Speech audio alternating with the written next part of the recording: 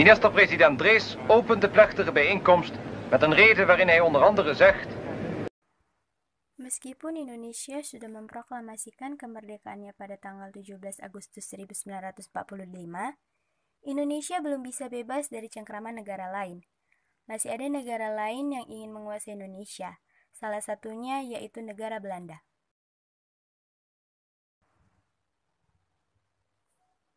Banyak hal yang dilakukan Indonesia agar terlepas dari kekuasaan Belanda, mulai dari perjuangan bersenjata hingga perjuangan diplomasi. Salah satu langkah yang akan diambil Indonesia untuk mengakhiri konflik dengan Belanda yaitu dengan mengadakan konferensi meja bundar. Kegagalan Belanda untuk meredam kemerdekaan Indonesia dengan jalan kekerasan disebabkan karena adanya ancaman dari dunia internasional. Untuk menyelesaikan konflik antara Indonesia dan Belanda, maka dilakukan beberapa kali perjanjian, seperti Perjanjian Linggarjati, Perjanjian Renville, dan Perjanjian Royan. Pada tanggal 28 Januari 1949, Dewan Keamanan PBB mengeluarkan keputusan yang mengecam serangan militer Belanda terhadap Indonesia dan menyuruhkan diadakannya perundingan untuk menyelesaikan konflik secara damai antara Indonesia dan Belanda. Diadakannya Perjanjian Royan yang dilaksanakan pada 6 Juli 1949.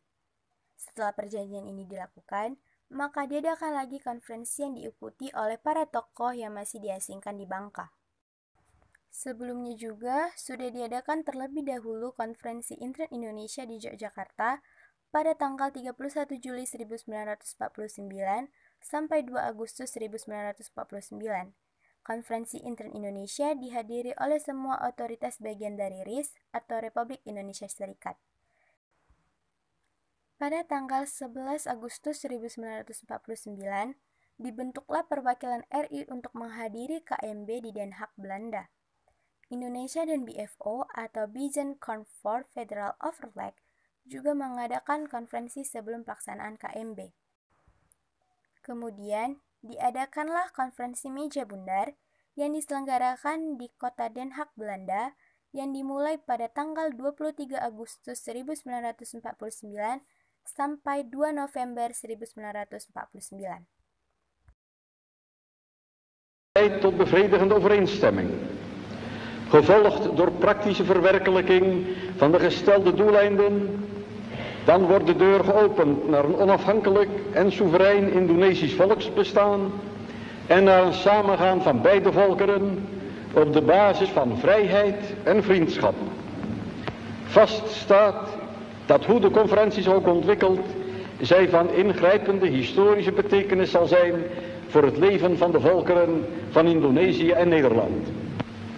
Wij houden deze conferentie voor het oog van de wereld en wij zullen moeten beseffen dat de waardering die onze volkeren in de wereld zullen genieten mede afhankelijk zijn van de wijze waarop wij deze onderhandelingen voeren. Onder het uitspreken van de wens dat deze conferentie mogen strekken tot eer en tot zegen voor Indonesië en Nederland en het uitgangspunt mogen blijken van een nieuwe ontwikkeling waarin op het verbreken der oude verhoudingen een vrije en voor beide volkeren een vruchtbare samenwerking mogen volgen, verklaar ik thans de rondetafelconferentie geopend. Dan spreekt de voorzitter van de Republikeinse delegatie, minister-president Mohammed Hatta.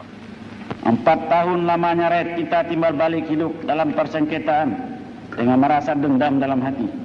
De heer Hatta zegt onder meer: laat ons thans na een strijd van 4 jaren een nieuwe geschiedenis aanvangen, gegrondvest op vrede en samenwerking.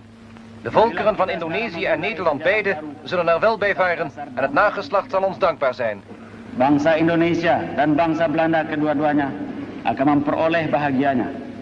Anak cucu kita, angkatan kemudian akan berterima kasih pada kita. Moga-moga Tuhan Yang Maha Kuasa memberkati pekerjaan kita pada konferensi meja bundar ini.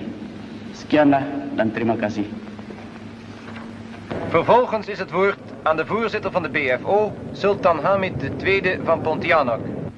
Pada kami adalah kemauan yang luhur untuk menjaga kepelihara agar dalam negara muda yang berdaulat harus ada hukum dan ketertiban dan harus menjadi tempat bagi setiap orang tak memandang bangsa atau agamanya.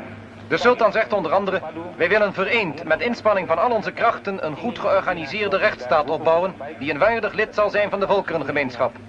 Wij willen en wij zullen dit zelf doen en wij zullen hierin slagen. Kami mau dan kami akan melakukannya sendiri dan kami akan mencapainya. De voorzitter van de Nederlandse delegatie, minister van Maarseveen. Sinds Nederland bij de overeenkomst van Linggadjati zich bereid verklaarde de soevereiniteit over Indonesië en de Verenigde Staten van Indonesië over te dragen, heeft het die bereidheid ook in zijn grondwet verankerd. Die overdracht zal, als ze eenmaal heeft plaatsgehad, weer teniet gedaan kunnen worden. Elke gedachte dat de soevereiniteit nog ooit tot Nederland zou terugkeren, is uitgesloten. Het vrijheidsideaal van de Indonesische volkeren zal dus, voor zover dit van Nederland afhangt, onherroepelijk verwezenlijkt worden.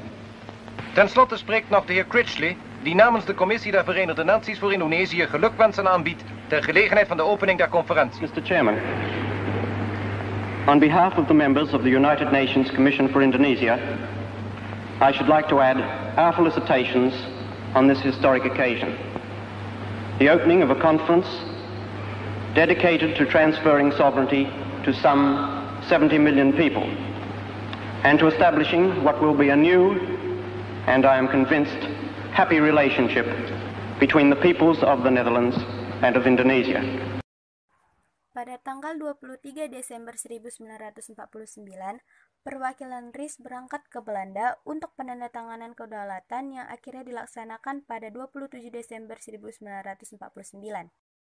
Dalam upacara penyerahan kedaulatan, Belanda diwakili oleh Ratu Juliana, Perdana Menteri Dr. Willem Drees, dan Menteri Kelautan Mr. Sassen. Sedangkan delegasi dari Indonesia dipimpin oleh Dr. Andes Muhammad Hatta. Wordt deze akte eerst door Hare Majesteit de Koningin en daarna door de verantwoordelijke Nederlandse ministers ondertekend.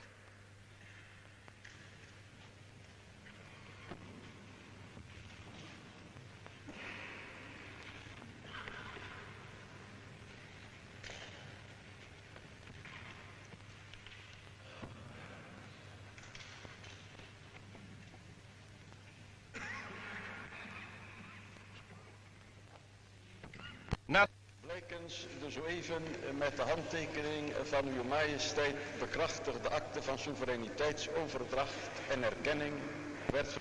Het is mij als leider der delegatie van de Republiek der Verenigde Staten van Indonesië een grote eer en waar genoegen hierbij namens de Republiek der Verenigde Staten van Indonesië de soevereiniteit over Indonesië te aanvaarden op de voet van zo even door de secretaris van de Nederlandse ministerraad voorgelezen akte van soevereiniteitsoverdracht. Ik koester de hoop dat de betrekking tussen onze beide landen. Na deze verklaring plaatst Dr. Anders Hatta zijn handtekening onder de akte van overdracht.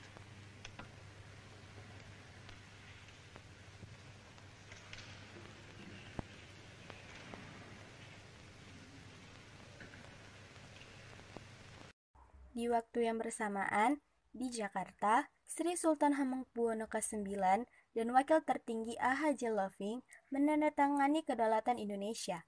Indonesia akhirnya diakui kedaulatannya secara penuh oleh Belanda dan berubah bentuk menjadi negara serikat yaitu RIS. De toekomst en welke hij eindigt met de wens welke leeft in het hart van het Indonesische volk. Adapun tujuan diadakannya KMB yang pertama, mengakhiri perselisihan antara Indonesia dan Belanda dengan cara melaksanakan perjanjian yang sudah dibuat antara RI dan Belanda, khususnya pembentukan negara RIS. Yang kedua, agar Indonesia diakui sebagai negara yang berdaulat oleh Belanda walaupun tanpa irian Barat. Tokoh-tokoh yang hadir dalam KMB yang pertama dari pihak Indonesia yaitu Muhammad Hatta dan delegasinya. Dari pihak Belanda yaitu BFO yang mewakili berbagai negara yang dipimpin oleh Sultan Hamid II dan juga Mr. Van Marseveen. Dan dari pihak UNCI dipimpin oleh Tom Critchley. Adapun hasil dan isi dari KMB yaitu yang pertama, Belanda mengakui kedaulatan RIS sebagai sebuah negara yang merdeka. Yang kedua, pengakuan kedaulatan dilakukan selambat-lambatnya pada 30 Desember 1949. Yang ketiga, status Provinsi Irian Barat diselesaikan paling lama dalam waktu setahun setelah pengakuan kedaulatan. Yang keempat, dibentuk Uni Indonesia Belanda untuk mengadakan kerjasama antara RIS dan Belanda yang diketuai oleh Ratu Belanda yaitu Ratu Juliana. Yang kelima, RIS akan mengembalikan hak milik Belanda dan memberikan hak konsesi serta izin baru untuk perusahaan-perusahaan Belanda. Yang keenam, RIS harus membayar semua utang Belanda sejak tahun 1942. Yang ketujuh, kapal-kapal perang milik Belanda akan ditarik dari Indonesia. Dan yang terakhir yang kedelapan, tentara Belanda akan ditarik mundur sedangkan KNIL akan dibubarkan.